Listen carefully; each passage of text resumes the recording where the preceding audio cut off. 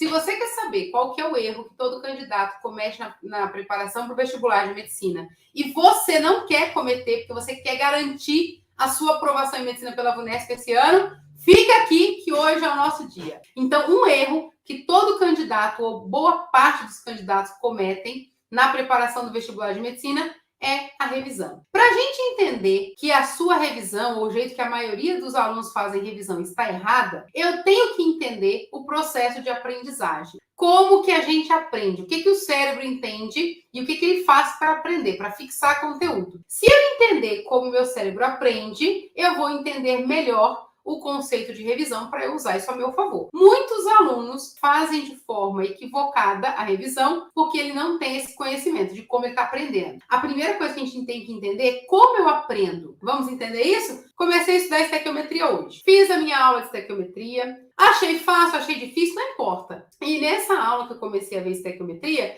vi o conceito, fiz as anotações, fiz o meu resumo, anotei, fui para os exercícios. Nesse momento aí dos exercícios, eu errei, fui lá, corrigi, tirei dúvida, né? Igual lá aqui na mentoria, o que os alunos fazem? Eles fazem aula, tem lista, aí eles começam a fazer exercício, aí tem dúvida, vai no plantão, que a gente tira dúvida todo dia, e fica nesse bate e volta, tira dúvida, vai e volta, para fixar. Vamos supor que você seguiu esse passo a passo. Fez a aula, fez as suas anotações, o resumo do conteúdo, fez um exemplo, começou a resolver exercícios e aí começa a luta. Para muitos alunos, isso é um problema. Ele foi para o exercício e ele errou. Não, não é um problema. É bom que você tenha dúvida, que você enrosque agora quando você está na fase de aprendizagem. Aprendi estequiometria? Não. Não é assim que a gente aprende. Mas eu fiz lá uns 10, 15 exercícios. Enroscando, tirando dúvida, indo e voltando, vendo resolução, comparando. Ok, fiz 15 exercícios. Vamos partir do princípio que eu resolvi 15 exercícios nesse vai e vem aí. Alguns eu consegui sozinha, outros não. O que o meu cérebro entende? Para eu aprender, o que significa isso? Eu fiz. Débora, eu aprendi? Não, não aprendi. Como que o nosso cérebro aprende? Depois que você vê um conteúdo, que você faz exercícios, o que você precisa fazer para fixar? Duas coisas importantes. Uma, comprovada já há muito tempo, acredito que muitos de vocês já sabem disso, eu preciso dormir, porque eu só vou reter na minha memória de longo prazo dormindo. E já existem vários estudos científicos que comprovam que depois que você faz os exercícios, que você estuda, você tem que fazer atividade física. É por isso que para os nossos alunos da mentoria, um dos pré-requisitos, né, no cronograma deles, lá no horário, é atividade física. Então, você faz atividade física para você fortalecer as suas ligações e você dorme. Porque quando a gente dorme, o cérebro separa o que é importante e o que não é importante. E aquilo que é importante, ele joga para a memória de longo prazo e o que não é importante fica aqui na minha memória de curto prazo. Se você só teve contato com estequiometria hoje, apesar de ter sido árduo, ficou 2, 3, 4 horas ali estudando, fez exercícios, isso está na sua memória de curto prazo. Se você está no dia 22 de março e a sua prova vai acontecer em dezembro, partindo do princípio que vai ser dezembro, vai ser outubro, sei lá. Memória de curto prazo, daqui a pouco ela some, gente. Curto prazo. Então, você não aprendeu. Você pode até lembrar desse conteúdo ali, algumas coisas, mas está na sua memória de curto prazo. No dia seguinte, você vai estudar física, depois vai estudar matemática, depois tem biologia e o mundo te engole, né? Porque as nossas atribuições nos engolem. E aí o aluno fala o seguinte, olha só, isso me arrepia quando o aluno fala isso. Eu vou fazer revisões em julho. Primeiro, isso que você aprendeu hoje, no dia 22 de março, na sua memória de curto prazo, não chega em julho. Quando chegar em julho, se você deixar para revisar em julho, o que vai acontecer? Você não sabe mais nada. Você lembra alguns flashes de informação,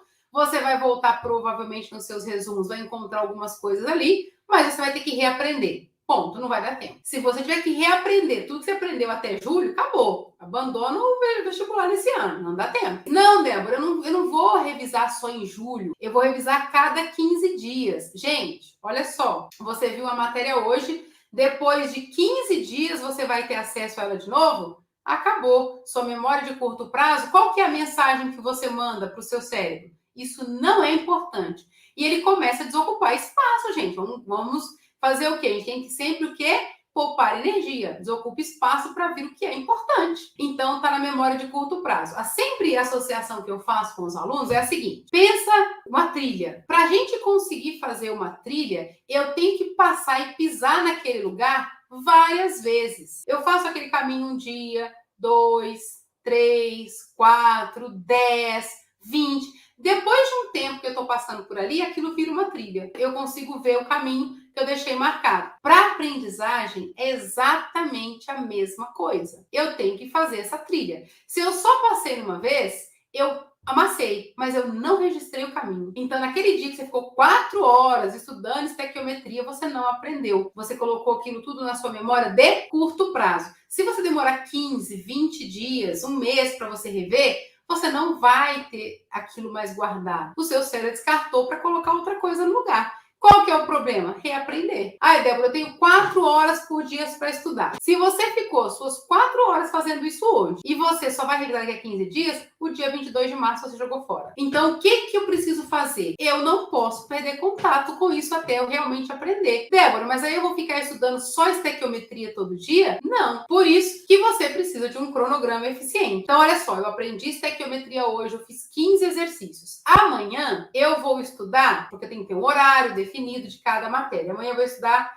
biologia e geografia. Quando chegar o dia de estudar química de novo, Débora, mas eu não vou estudar estequiometria de novo, vou estudar química orgânica. Só que quando eu for estudar as questões de química orgânica, se eu for resolver 15 questões naquele dia, eu vou resolver 12 de química orgânica e 3 vão ser de estequiometria, para eu não perder o contato. E eu não posso passar mais de uma semana sem ter contato com estequiometria, porque eu preciso mandar o comando para o meu cérebro que aquilo é importante. Aquilo tem que ir para minha memória de longo prazo. Então, eu faço, aí eu faço mais 3 exercícios, aí eu vou na lista de novo, faço mais 3 exercícios, porque aí eu começo a dar o comando. Isso é importante, isso é importante, isso é importante. Até a minha memória de curto prazo mandar essa informação para a minha memória de longo prazo. Tem aluno que fala o seguinte para mim, Débora, eu vou fazer revisão no domingo. Eu estudo de segunda a sábado, no domingo eu faço revisão. Se o aluno não consegue finalizar nem o roteiro do dia, como que ele vai revisar tudo que ele fez na semana